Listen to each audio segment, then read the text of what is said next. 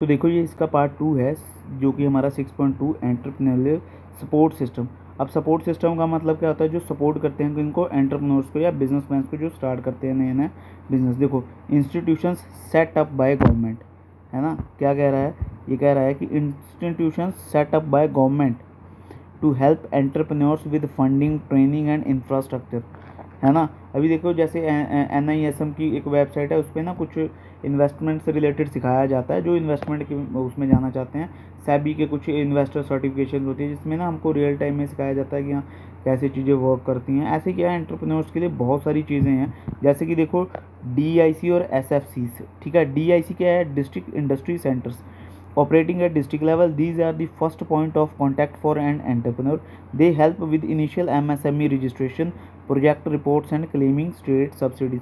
अभी क्या MSME का मतलब होता है medium small micro enterprises registration.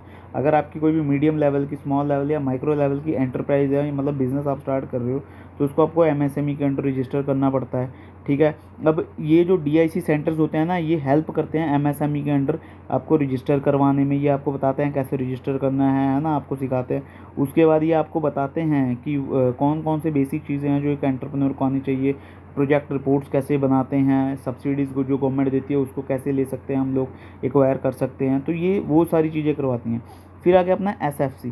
SFC stand for nothing. ये हमारी क्या है, ये हमारी बेसिकली है, देख लो, state financial corporation. State financial corporation का मतलब क्या है, ठीक है। ये क्या करती है, state level organization that provide medium to long term financial assistant specially for acquiring fixed asset like land, buildings and heavy machinery. तो ये क्या करती है, स्टेट लेवल पे जो बड़ी ऑर्गेनाइजेशन थोड़ी हो जाती हैं, उनको क्या है, फिक्स्ड एसेट लाइक कि लैंड, बिल्डिंग बाय करने में, हैवी मशीनरी बाय करने के लिए उनको फाइनेंशियल सपोर्ट देती है। फाइनेंशियल मतलब पैसे देना, है ना, पैसे देना। तो ये वो चीज़ें करती हैं, ठीक है। अभी देखो ये तो हो गया हमारा स्टेट एंड लोकल लेवल पे। लोकल लेवल पे DIC है और स्टेट लेवल पे SFC है, ठीक है। DIC क्या करती है, एंटरप्रेन्योर को रजिस्ट्रेशन करवाने में, रिपोर्ट्स बनाने में और सब्सिडी क्लेम करने में हेल्प करती है। SFC फाइनेंशियल एड देकर हेल्प करती है, ठीक है। अभी देखो नेशनल लेवल में हमारे पास कौन कौन सी इंस्टीट्यूशंस है। पहले देखो कमर्शियल बैंक, नॉर्मल जो अपने बैंक का ना सारे, लाइक SBI, PNB, HDFC, ये सारे बैंक्स जो हैं, ये सारे बैंक्स क्या करते हैं, ये सारे बैंक्स हेल्प करते हैं फाइनेंशियली। कैसे, देखो पहले देखो year of establishment various by bank to bank, है ना। जैसे यदि State Bank of India was, अब जो हमारा SBI है ना, वो 1955 में बना था और सब बहुत ही मेजर बैंक्स में हमारा गिना जाता है ना, ठीक है। तो अभी ये जो बैंक हैं, इनका फंक्शन क्या है हमारे एंटरप्रेन्योरियल जर्नी में या एंटरप्रेन्योरशिप में। देखो, working capital loan, they provide short term money to businesses to handle daily expenses. This includes paying worker salaries, electricity bills and buying raw material. अब वर्किंग कैपिटल लोन मतलब working capital वो amount है जिसके through हमारा business run करता रहता है, या जो एसेंशियल चीज़ें हैं जो हमें चाहिए ही चाहिए, जिसके लिए हमें पैसे चाहिए। जैसे हमारे वर्कर्स की सैलरी जो हमको देनी है, उसके लिए हमको पैसे चाहिए ही चाहिए। इलेक्ट्रिसिटी बिल हमारा एक नेसेसरी बिल है ना। रॉ मटेरियल भी हमको चाहिए टाइम टू टाइम, है ना। तो इसके लिए ये क्या करते हैं, ये शॉर्ट टर्म मनी देते हैं। शॉर्ट टर्म मतलब 2-3 महीने, 4 महीने या मंथली भी, जैसे भी इनकी वर्किंग है उसके हिसाब से ये लोन देती रहती हैं, ठीक है। अभी सेकंड आ गया term loan. They give term loans to help entrepreneurs buy permanent assets like land, building, delivery vehicles और मशीनरी। अब मान लो हमको कोई हैवी इन्वेस्टमेंट चाहिए, है ना, जिसमें कि हमको पूरा को पूरा एक लैंड बाय करना है फैक्ट्री लगाने के लिए, या कोई बिल्डिंग बाय करनी है ऑफिस बनाने के लिए, डिलीवरी व्हीकल्स हमें परचेज़ करने हैं या हैवी मशीनरी परचेज़ करनी है, तो उसके लिए टर्म्स लोन्स देती हैं। बेसिक फाइनेंशियल सर्विसेज भी एक ये देती हैं। उसमें क्या है, उसमें करंट अकाउंट खोल कर देना, ओवरड्राफ्ट की फैसिलिटीज़ देनी, है ना। मतलब ओवरड्राफ्ट का बेसिकली मतलब क्या होता है, withdrawing more than in the account to the limit. अब मतलब जो एक अकाउंट की एक लिमिट होती है ना, कि आप कितना विड्रॉ कर सकते हो, उससे ज़्यादा ही आपको लिमिट प्रोवाइड करवाता है। और सेफ़ मनी ट्रांसफ़र, ये सबसे बड़ी बात है कि जो बैंक्स के थ्रू ट्रांसफ़र्स होते हैं ना, हम जाके करवाते हैं, एंड जैसे नेफ्ट, RTGS वगैरह जो करवाते हैं उनको पता होगा, तो ये काफ़ी सेफेस्ट माना जाता है, ठीक है। तो ये तो हो गया कमर्शियल बैंक्स के। फिर हमारा SIDBI, इसको SIDBI बोला जाता है, that is small Industries Development bank of India. Small industries मतलब ये स्मॉल के लिए बना है, ठीक है। सिंपल सी बात, देखो year of establishment April 2 1990। Main function क्या है, the big boss for MSME। MSME का मतलब क्या था, मीडियम स्मॉल माइक्रो एंटरप्राइजेज। तो S मतलब स्मॉल। अभी देखो ये स्मॉल इंडस्ट्रीज डेवलपमेंट बैंक है, बैंक ऑफ इंडिया, है ना। तो ये क्या करता है, SIDBI is the supreme national bank whose only job is to help micro, small and medium. तो एमएसएमई के अंडर जो भी ऑर्गेनाइजेशंस आती हैं, इसका काम सिर्फ क्या है, उनको हेल्प करना, उनको प्रोवाइड करना फाइनेंशियल एड या और भी जो भी सारी चीज़ें उनको दी जा सकती हैं, ठीक है। Refinancing, it usually does not give loan directly to public, instead SIDBI provides large amount of money to regular commercial bank, those bank then use that money to give loans to small business. अब सिवडी क्या है, SIDBI sorry हमारा क्या है, ये direct loans नहीं देता बंदों को कि आप डायरेक्ट ही ये आपको लोन दे देगा। ये क्या करता है, जो कमर्शियल बैंक्स हैं, एसबीआई हो गया, पीएनबी, एचडीएफसी और भी जो बैंक्स कमर्शियल बैंक्स हैं, उनको ये हैवी अमाउंट में मतलब कि पैसे लार्ज अमाउंट में देता है, फिर वो पैसा उठा करके बैंक्स आपको लोन देती हैं, ठीक है। उसके बाद टेक्नोलॉजी अपग्रेडेशन का मतलब क्या है, मान लो पहले आप एक ऐसी मशीन यूज़ कर रहे थे जो एक टाइम पे एक ही चीज़ प्रोसेस करके दे रही थी, अभी आप ऐसी मशीन लाना चाहते हो जो कि हाइब्रिड है, वो काफ़ी कॉस्टली है। जैसे कि आप देखते हो कि अगर प्रिंटर्स की बात करें, एक छोटा प्रिंटर एक बार में एक पेज जल्दी से प्रिंट करता है, फिर वो टाइम काफ़ी लेता है और उसकी कैपेसिटी काफ़ी लो होती है। वहीं अगर हम एक बड़ी सी प्रिंटर मशीन देखें, जो आपने अक्सर देखी होगी, काफ़ी बड़ी सी होती है, एक टेबल के पूरे साइज़ की, है ना, तो वो क्या करती है, वो जल्दी जल्दी प्रिंट्स करती है, उसकी स्पीड बहुत ज़्यादा होती है, एक्यूरेसी बहुत सही होती है। तो वैसी टेक्नोलॉजी अगर हमको अपग्रेड करनी है, उसमें भी ये हमको लोन दे के हेल्प करता है। Venture capital, it directly funds highly innovative tech startups that need early stage money. मतलब वेंचर कैपिटलिस्ट वो होते हैं जो टेक स्टार्टअप्स में इनिशियली इन्वेस्ट करते हैं। तो जो अगर कोई इनको लगता है कि ये इनोवेटिव टेक स्टार्टअप है और ये बहुत ही ज़्यादा आगे जा सकता है, मतलब बहुत ही ज़्यादा ग्रो हो सकता है, तो ये उनको इनिशियल मनी जो उनको चाहिए स्टार्टअप स्टार्ट करने के लिए, रॉ मटेरियल के लिए, बाकी चीज़ों के लिए, तो ये वो प्रोवाइड करती है, ठीक है। उसके बाद आ गया अपना NABARD. NABARD stands for national bank for agricultural and rural development. Year of establishment is our 12 जुलाई 1982, ठीक है। तो आज के दिन जिस दिन मैं ये वीडियो बना रहा हूँ, तो आज भी यही डेट है, हाँ यही डेट है, ठीक है। तो उसके बाद देखो इसके मेन फंक्शन क्या है, रूरल फोकस, मतलब रूरल एरियाज़ जो हैं उसमें एग्रीकल्चर, इंडस्ट्रीज़ लगाने के लिए, हैंडीक्राफ्ट्स के लिए, जैसे लोग बनाते हैं ना हैंडीक्राफ्ट्स, जैसे वो क्या बोलते हैं, जैसे मटके वगैरह बनाते हैं, डिज़ाइनर चीज़ें बनाते हैं, और वो पराली वगैरह यूज़ करके, और भी खेत में मिलने वाली वो क्या घास टाइप की होती है ना, उसको यूज़ करके अलग अलग चीज़ें बनाते हैं, डेकोरेटिव बनाते हैं। उनके जो स्टार्टअप्स होते हैं ना, उनके लिए ये हेल्प करती है रूरल स्टार्टअप्स में। फंडिंग रूरल बैंक्स, अब ये क्या करता है, नबार्ड जो है, जैसे सिवडी है ना, कमर्शियल बैंक्स की हेल्प करता है, नबार्ड किसको, कोऑपरेटिव बैंक्स को। अच्छा, कोऑपरेटिव बैंक से आपने देखा होगा, जैसे अपने इधर ही पंजाब में भी चलता है कोऑपरेटिव बैंक, है ना, कोऑपरेटिव बैंक, तो ये सोसाइटीज़ के बैंक्स होते हैं, इनको नबार्ड क्या करता है, इनको फंड्स प्रोवाइड करता है, ताकि ये जो है विलेजर्स हैं या फिर फार्मर्स हैं, उनको मनी जो है वो दे सकें, है ना। या फिर विलेज में कोई एग्रीकल्चरल एंटरप्रेन्योर है, कि अगर किसी ने एग्रीकल्चर की उसमें ना कोई ऐसी चीज़ ढूंढ निकाल के इससे मतलब काफ़ी बेनिफिट हो सकता है, इसको बिज़नेस बनाया जा सकता है, तो उसको ये हेल्प करते हैं लोन्स वगैरह दे करके, है ना। उसके बाद देखो infrastructure building, it gives money to state government to build rural infrastructure. Obvious सी बात है, ये रूरल डेवलपमेंट के लिए है, तो ये क्या करेगा, ये रूरल इंफ्रास्ट्रक्चर को बिल्ड करने के लिए क्या करेगा, पैसे देगा। अभी ये पैसे बेसिकली होते किसके लिए, like cold storage of crops, है ना, जैसे वो होते हैं ना, क्या बोलते हैं उसको, क्या बोलते हैं उसको, बंद बंद से दरवाजे वाले, बड़े बड़े से दरवाजे वाले वेयर हाउसेस, जहाँ पे मतलब चावल वगैरह, गेहूँ वगैरह, ऐसी चीज़ें सारी स्टोर की जाती हैं।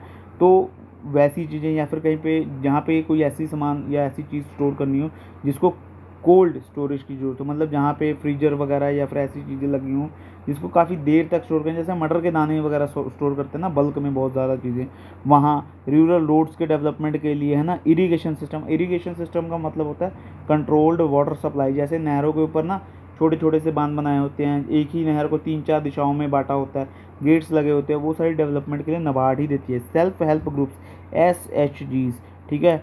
SHGs बेसिकली हमारी वुमन एंटरप्रेन्योर्स के लिए है, जो कि माइक्रो लेवल पे स्टार्ट करते हैं। जैसे मैंने आपको बताया था ना कि हैंडीक्राफ्ट्स वगैरह, काफ़ी वुमेंस हैंडीक्राफ्ट बहुत अच्छे बनाती हैं, या फिर अचार पापड़ वगैरह का बिज़नेस करती हैं। आपने TMKOC में माधवी भाभी को देखा होगा, वो क्या करती हैं, वो बेसिकली अपना एक बिज़नेस चलाती हैं अचार पापड़ का। तो ऐसी जो महिलाएं हैं जो छोटे अपने बिज़नेस स्टार्ट करते हैं छोटे लेवल से, अपनी कुछ स्किल्स को लेकर, या जो भी उनके चीज़ अंदर टैलेंट है उसको लेकर, तो उसको भी ये डायरेक्टली हेल्प करता है, ठीक है। उसके बाद हमारा आ गया CC, SI, ठीक है, CC। तो CC क्या है, small industries service institution. The government now officially calls the MSME development institutes, MSMEDI, ठीक है। तो ये इसको बोलते हैं, ये 1954 में बना था। अब इसके भी मेन फंक्शन देखिए क्या है, technical consultation, skill training, testing facilities, readymade project reports, है ना। तो ये क्या करते हैं, टेक्निकल कंसल्टेशन देते हैं, है ना। They act like a doctor for small businessman. जैसे कि आपकी इसमें क्या प्रॉब्लम है, कैसे इसको सुधारा जा सकता है, ये इसके बारे में बताते हैं। फिर skill training, they organize workshops and training, skill development में काफ़ी हेल्प करते हैं। टेस्टिंग फैसिलिटीज़, लाइक इनके पास कुछ मशीनें होती हैं, जैसे आपको पता होगा ना, जैसे हम मतलब बेसिकली स्टार्टिंग में एंटरप्रेन्योर्स बहुत बहुत बड़ी मशीन्स नहीं बाई कर सकते जिससे कि वो चीज़ों को टेस्ट कर सके। जैसे दूध वगैरह की टेस्टिंग के लिए ना मशीन्स आती हैं कि उसकी ग्रेविटी कितनी है मिल्क की, उसमें फ़ैट परसेंटेज कितनी है, बहुत सारी चीज़ें, वो मशीन ना काफ़ी कॉस्टली आती है बड़े लेवल के लिए। तो ये उनको प्रोवाइड करते हैं मशीन्स, ताकि वो टेस्टिंग फैसिलिटी एक्वायर कर सकें, है ना, टेस्ट कर सके चीज़ों को, देख सके चीज़ें चल रही है कि नहीं। तो ये हर एक चीज़ के लिए ही अप्लाई होता है ना, जो भी टाइप का आप बिज़नेस कर रहे हो। Readymade project reports, they prepare sample business plans for various products like making soap and और manufacturing nails, so beginners know exactly what machinery they. तो बेसिकली देखो क्या है कि अब अगर मान लो आपके पास कोई यूनिक सा ही आइडिया आ गया, फिर तो अलग बात है। बट हाँ, अगर आप कोई ऐसा प्रोडक्ट बनाना चाहते हो, ऐसा प्रोडक्ट जो कि ऑलरेडी मतलब कि एग्जिस्ट करता है, जैसे सोप है, आप अपना कोई सोप बनाना चाहते हो, तो उसको बनाने के लिए क्या क्या केमिकल्स लगते हैं, क्या क्या चीज़ें लगती हैं, या फिर आप कोई और चीज़ करना चाहते हो उसके लिए क्या क्या मशीनरी इनिशियल लेवल पे लगती है, तो ये उसके बारे में भी हेल्प करता है। ठीक है, अब आ गया अपना NSIC, national small industries corporation. ये भी 1955 में ये बना था। इसके फंक्शन क्या है, मशीनरी ऑन हायर परचेज, ठीक है, मशीनरी हायर पर या फिर परचेज़ के लिए करें। हायर का मतलब क्या होता है, मशीनरी को हम थोड़े टाइम के लिए क्या करते हैं, किराए पे ले लेते हैं ना। जैसे एक ना ये प्रिंटिंग लाइन में एक कोई है, अब मेरे को एग्जैक्ट याद नहीं आ रहा नाम, तो एक कंपनी है फिग्मा, आई थिंक जिग्मा, जो भी है। तो वो क्या करते हैं, वो ना मशीन्स उनकी बहुत महंगी हैं, 20-25 लाख की, तो वो ना किराए पे आपको देती हैं कि आप इनिशियल में इतना हमको अमाउंट दे दो, उसके बाद पर प्रिंट पे उनकी कॉस्टिंग आती है। तो उससे हम क्या करते हैं, एक ही साथ पैसा देने से बच जाता है, धीरे धीरे फिर हम मतलब कि एक्वायर कर सकते हैं चीज़ों को, है ना। फिर चीपर रॉ मटेरियल, है ना, small businesses buy cheaper raw materials amounts making them expensive. अब देखो स्मॉल अमाउंट्स में अगर हम रॉ मटेरियल लेने जाए, सब्जी की बात ले लो यार, सब्जी अगर तुम 1 किलो 2 किलो लेने जाओगे तो तुमको उतने ही रेट पे मिलेगी जितने मार्केट में मिलेगा। अगर आप अभी 10 किलो लेने जाओगे तो आपको थोड़ा सा कम प्राइस मिलेगा। नॉर्मल सी बात है, जब भी आप बल्क में चीज़ लेते हो आपको कम प्राइस में मिलता है। तो ये हेल्प करता है कि रॉ मटेरियल को बल्क में बाय करने के लिए। जैसे आप क्या बाय करोगे, आयरन बाय करोगे, स्टील, या हो सकता है पेपर वगैरह, है ना। तो डिस्काउंटेड रेट पे ये दिलवाने में हेल्प करता है। दूसरा, मार्केटिंग एंड गवर्नमेंट टेंडर्स। अब ये इस मार्केटिंग में भी हेल्प करता है, गवर्नमेंट टेंडर्स को लेकर आने में भी हेल्प करता है, मतलब बताता है ये गवर्नमेंट टेंडर्स हैं, है ना, बिड कैसे करनी है, इस पर कैसे इस टेंडर को अपने में लेकर आना है, मतलब अपने लिए बनाना है टेंडर को। ठीक है, वो सारी चीज़ें में हेल्प करता है। एग्जीबिशंस जैसे अलग अलग होती है, जैसे दुबई एक्सपो करके एक होती है जिसमें अलग अलग टेक स्टार्टअप्स वाले बंदे आते हैं, अपने स्टार्टअप के मॉडल्स और जो भी चीज़ें हैं वो समझाते हैं। तो ऐसे ऐसे मतलब एग्जीबिशंस भी ये करवाता है, जिससे कि लोगों को मतलब कि जागरूकता दी जा सके, है ना, इन सारी चीज़ों के बारे में। उसके बाद देखो यहाँ पे कुछ गवर्नमेंट स्कीम्स हैं for financial assistant. Financial assistance का मतलब होता है फाइनेंशियली सपोर्ट करना। ठीक है, तो पहले तो ये देखो PMAGP, prime minister employment generation program. ठीक है, ये 2008 में लॉन्च हुआ था। ठीक है, दो बहुत पुरानी स्कीम्स थी, उनको मिला करके इसका मेन फंक्शन क्या है, एक तो डायरेक्ट सब्सिडी है ना, फ्री मनी। डायरेक्ट सब्सिडी का मतलब क्या है, जैसे ये देखो इधर एक लाइन है, if you start A business in rural area the government page you 35% of your project cost, है ना। 35% ऑफ प्रोजेक्ट कॉस्ट का मतलब क्या है कि मान लो कि आपने 1 लाख का बिज़नेस स्टार्ट किया, 1 लाख का बिज़नेस स्टार्ट किया रूरल एरिया में, तो गवर्नमेंट आपको 35,000 खुद से पे करेगी। मतलब कि 35% तो हमें गवर्नमेंट ने दे दिया, हमें कितना लगाना पड़ा खुद से, 65%, है ना। तो ये हमारे लिए इजी हो गया। ठीक है, तो इसमें एक हेल्प करती है गवर्नमेंट हमारी। फिर स्टॉपिंग विलेज माइग्रेशन। अब विलेज माइग्रेशन का मतलब क्या होता है, आई होप आप लोग जानते हो कि बहुत सारे विलेजर्स जो हैं वो माइग्रेट करते हैं, और माइग्रेट करने का रीज़न होता है कि जॉब्स नहीं है या और कोई चीज़ें, मतलब कि अवेलेबिलिटी नहीं है चीज़ों की ना काफ़ी। तो ये जो होती है, ये क्या करती है, विलेजर्स को माइग्रेट करने से रोकती है। ठीक है, कैसे, जैसे माइक्रो एंटरप्राइजेस स्टार्ट करके, या और भी कुछ चीज़ें, कुछ कंपनीज होती हैं स्टार्ट करके, या हेल्प करके उनको, ताकि वो खुद का बिज़नेस स्टार्ट कर सकें।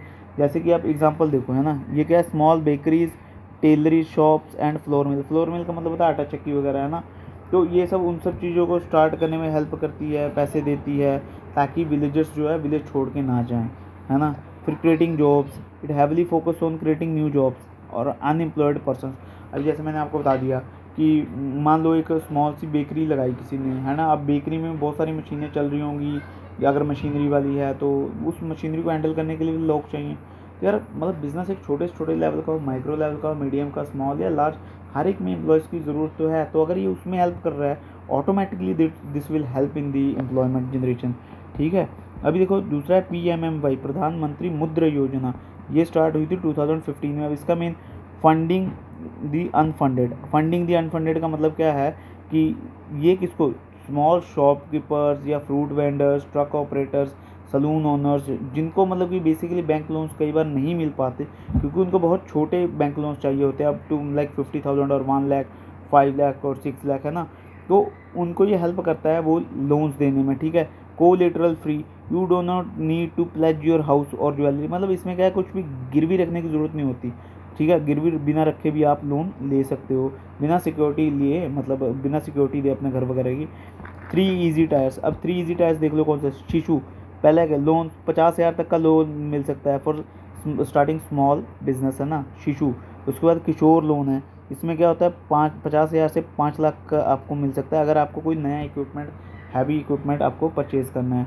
उसके बाद तरुण, तरुण में देखो 5 लाख से 10 lakh for fully running small business. जो पहले से ही स्मॉल बिजनेस रन कर रहे हैं, चला रहे हैं, उनको कुछ अपना अपस्केलिंग करनी है, या फिर नई मशीनरी, या फिर कुछ भी चीज़ लेके आनी है यार कंपनी में, तो उसके लिए ये हेल्प करता है, ठीक है। अब ये देखो, ये तो आप सबको आई होप पता ही होगा, that is our make in India या मेड इन इंडिया, है ना। Make in India, made in India वाला एक चल रहा है, जिसमें एक टाइगर का वो होता है मशीनरी वाला, है ना, क्या बोलते हैं उसको, लोगो सा। तो देखो ये 2014 में लॉन्च हुआ था। अब इसके मेन गोल क्या देखो, ग्लोबल मैन्युफैक्चरिंग हब। अब इसका मेन गोल क्या है, the main goal of it to invite the companies from overall the world as well as domestic country companies to manufacture their products inside India. अभी इसका गोल ये है कि ये फॉरेन की कंट्रीज़ को भी लेके आए, क्योंकि फॉरेन की कंट्रीज़ आएंगी तो डायरेक्ट इन्वेस्टमेंट होगा फॉरेन कंट्रीज से, तो इधर क्या है, इधर इन्वेस्टमेंट होगी, भारत में पैसा आएगा, ठीक है। तो उससे और चीज़ें क्या होगी, अगर वो कंपनी जाके यहाँ पे हमारे प्लांट्स लगाएंगी तो इससे जॉब क्रिएशन होगी, है ना। बिज़नेस ईजी से रन कर पाएंगे हम लोग। तो ये सारी चीज़ें हैं। तो ये जो है ना मेक इन इंडिया, इसका मेन तो यही है कि इंडिया के अंदर ही ना हो, आप कोई भी बिज़नेस स्टार्ट करो न्यू मैन्युफैक्चरिंग से रिलेटेड, आप मेक इन इंडिया के अंदर उसको लेके जा सकते हो। बाहर से कोई कंपनी आएगी अगर स्टार्ट करेगी मेक इन इंडिया को, उस पर लोगो लग के जाएगा, है ना। इंजीनियर्स हैं, लेबर है, managers, various type of manager, assistant, पता नहीं कितनी सारी जॉब्स क्रिएट होंगी, है ना। Ease of doing business, this scheme works to remove red tape. मतलब ये बेसिकली अननेसेसरी जो पेपर वर्क इतना करना पड़ता है ना, इतने कॉम्प्रोमाइज़ करने पड़ते हैं, उन सबको ना हटाता है, जिससे कि ईजी बन जाता है किसी भी एंटरप्रेन्योर के लिए लाइसेंस लेना, क्लियरेंस लेना अपनी फैक्ट्रीज़ के लिए, ताकि वो फैक्ट्रीज रन कर सके।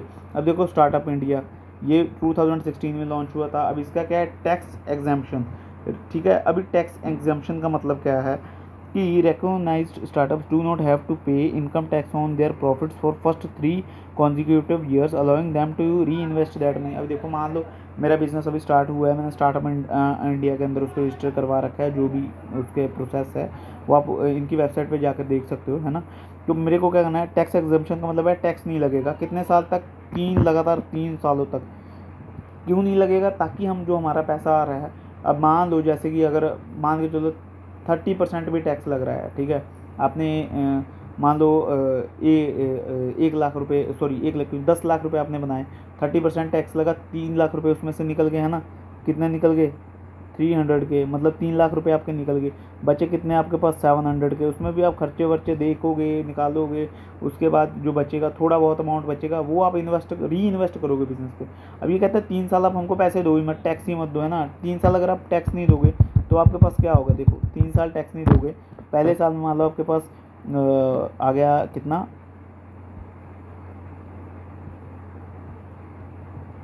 100 के, सॉरी 1000 के, मतलब कि 10 लाख रुपए, 10 लाख रुपए हैं आपके पास। 10 लाख में से जो भी होगा, मान लो आपके 5 लाख बच गए, है ना, 5 लाख आपके बच गए। 5 लाख उठा के री इन्वेस्ट कर दो, डाल दो अपने खर्चे वर्चे निकालने के बाद। उसके बाद अगले साल आपको मान के चलो यहाँ पे, 1 मिनट मैं रेज कर दूँ इसको, फिर से मैं दोबारा लिखता हूँ, ठीक है। अभी देखो अगले साल मान लो आपके पास आया 20 लाख। अब आप इसमें से 20 लाख में 10 लाख आपको बचा है, तो आप 10 लाख उठा के री इन्वेस्ट कर दो। अब अगले साल उसके 30 आया तो आप 30 को लगा दो, ठीक है, पूरे को जो भी बचेगा इसमें। तो इसका मतलब है 3 साल आप अगर टैक्स नहीं दोगे तो आप क्या कर पाओगे, आप अपने बिजनेस को एक्सपेंड करने के लिए पैसे लगा पाओगे। तो इसका मेजर गोल ये होता है। फिर इसका fast track pattern, if entrepreneur invest something new, startup India help them to get patent register. ठीक है, पेटेंट रजिस्टर करना बहुत ही मुश्किल है और इसमें बहुत पैसे लग जाते हैं, बट जो स्टार्टअप इंडिया है ये हेल्प करता है 80% आपके चीपेस्ट। और मान लो आपके पेटेंट को रजिस्टर करने में जो जिस कैटेगरी में वो आ रहा है उसको रजिस्टर करने में 1 लाख रुपए लगेंगे, तो 80% चीपर का मतलब क्या है कि आपके सिर्फ 10 से 20 या 30 हज़ार रुपये लगेंगे। और बहुत ही फास्टर ये करता है रेगुलर कंपनी से। अगर रेगुलर कंपनी 2, 4, 6 महीने 1 साल लगा रही हैं तो ये उससे भी कम समय में कर देता है। सेल्फ सर्टिफिकेशन, देखो startups are allowed to self certify compliance with certain labour and environmental law, meaning less interference from government. अब गवर्नमेंट इसमें ज़्यादा मतलब कि वो इंटरफेरेंस भी नहीं करती बाकी एंटरप्राइजेस की तरह, है ना। तो इससे क्या है, एंटरप्रेन्योर खुद की कंपनी खुद से अच्छे से रन कर सकता है। ठीक है, फिर एक आ गया अपना स्टैंड अप इंडिया। अब स्टैंड अप इंडिया क्या है, ये भी 2016 में लॉन्च हुआ। देखो 2016 में बहुत सारी चीज़ें लॉन्च हुई थी। Focus on minorities and women, जो माइनॉरिटी कम्युनिटीज़ है लाइक SC ST और या फिर वुमेन एंटरप्रेन्योर्स हैं, उनको हेल्प करता है बिजनेस को बनाने में, प्रमोट करने में। बिग टिकट लोन्स, है ना, ये 10 लाख से 1 करोड़ का लोन लेने में फैसिलिटेट करता है, हेल्प करता है। Green field projects only, the loan is given to only setting up a green field enterprise which means it must be very first business venture of that entrepreneur in manufacturing service. मतलब ये loan इतना बड़ा उन्हीं को दे रहे हैं जो कि फर्स्ट टाइम एंटरप्रेन्योर हैं। ठीक है, ये नहीं है कि वो पहले भी कोई बिजनेस कर चुके थे और उसमें वो सक्सेसफुल नहीं हुए तो इसलिए वो दोबारा लोन लेके कर रहे हैं ना। आप फर्स्ट ही एंटरप्रेन्योर हो, आप फर्स्ट टाइम ही इस काम को करने जा रहे हो। ठीक है, तो ये हो गया। अब उसके बाद देख लेते हैं, उसके बाद हमारा है day नलम, that is Deen Dayal Antyodaya योजना, नेशनल अर्बन लिवलीहुड मिशन। अब ये 2013 में लॉन्च हुआ था। Main function targeting urban poor people जो हैं उनको क्या करना है, उनको उठाना है, उनकी सिटीज़ की डेवलपमेंट करनी है। Street vendor support, street vendors को क्या होते हैं, मतलब कि जो वेंडर्स होते हैं हमारे स्ट्रीट में आसपास में सड़कों पर या फिर बाज़ारों में, उनको हेल्प करते हैं। जैसे उनको लोकल अथॉरिटीज़ हरास करते हैं, तुम अपना ठेला इधर नहीं लगाओगे या अपनी रेडी हटाओ यहाँ से, तो उनको लाइसेंस वगैरह प्रोवाइड करती है ये, ताकि वो लोग क्या कर पाएँ, वो लोग भी अपनी ज़िंदगी अच्छे से जी पाएँ, अपना काम पर कर पाएँ ना। स्किल ट्रेनिंग, है ना, जैसे कि कोई बंदा है, कोई स्किल सीखना चाहता है। जैसे अभी मैं आपको बताता हूँ, देयर इज़ हमारे इधर एक रन हो रही है DDU करके, दीनदयाल उपाध्याय कौशल विकास योजना करके। तो उसमें क्या है, बच्चों को ना mobile repairing, plumbing, catering, electrician का काम, है ना, ट्रबल शूटिंग इन इलेक्ट्रॉनिक्स, ये सारी चीज़ें सिखाई जा रही हैं, है ना, ताकि बच्चे छोटी मोटी अपनी स्किल लेके आगे अपनी 15 to 20K की जॉब की जर्नी स्टार्ट कर सकें, या उनके पास कुछ स्किल हो आफ्टर 10th और 12th, ताकि वो कुछ काम कर पाएँ, वो अर्निंग्स कर पाएँ। फिर आ गया TBI, technology business incubator and step science and technology entrepreneur parks. इसका इस्टेब्लिशमेंट क्या कब हुआ था, 1984 में। TBS को 2000 यानी कि सन 2000 में इसको इस्टेब्लिश किया गया था। ठीक है, अभी देखो main campus support engineering college के लिए है, बेसिकली ये टेक्नोलॉजी से रिलेटेड है। Incubator facility, just like an incubator keeps a new born baby से। अब इंक्यूबेटर क्या होता है, वो नहीं होता जिसमें न्यू बॉर्न को रखा जाता है, अगर उसमें मतलब उसको उसमें कुछ टाइम के लिए रखते हैं डॉक्टर्स, सारा कुछ क्योंकि बाहर की कंडीशन उसके लिए सही नहीं होती, है ना, बेबी को सेफ़ रखने के। तो ये क्या होते हैं, ये नए स्टार्टअप्स को सेफ रखते हैं। कैसे, उनको चीप ऑफिस प्रोवाइड करते हैं, high speed internet, access to college laboratories, है ना, बच्चों को मतलब कि कॉलेज में ही फैसिलिटीज़ वो सारी प्रोवाइड करवाई जाती हैं, जिसके थ्रू वो अपने स्टार्टअप को वहीं से स्टार्ट कर सकते हैं और बढ़ा सकते हैं। ठीक है, मेंटरशिप एंड सीड फंडिंग। अच्छा, अब सीड फंडिंग क्या होता है, सीड फंडिंग का मतलब बेसिकली होता है कि जब कोई भी प्रोटोटाइप बनाने के लिए आपको छोटा सा अमाउंट पे किया जाता है। जैसे मान लो आपको प्रोटोटाइप बनाने के लिए 30,000, 20,000, 50,000, 1 लाख चाहिए, तो वो ये प्रोवाइड कराती हैं ताकि आप एक प्रोटोटाइप बना के पहले बता सको, उसके बाद उसकी आप अपनी फैक्ट्री भी लगा सकते हो। ठीक है, तो यही था सेकंड वीडियो में।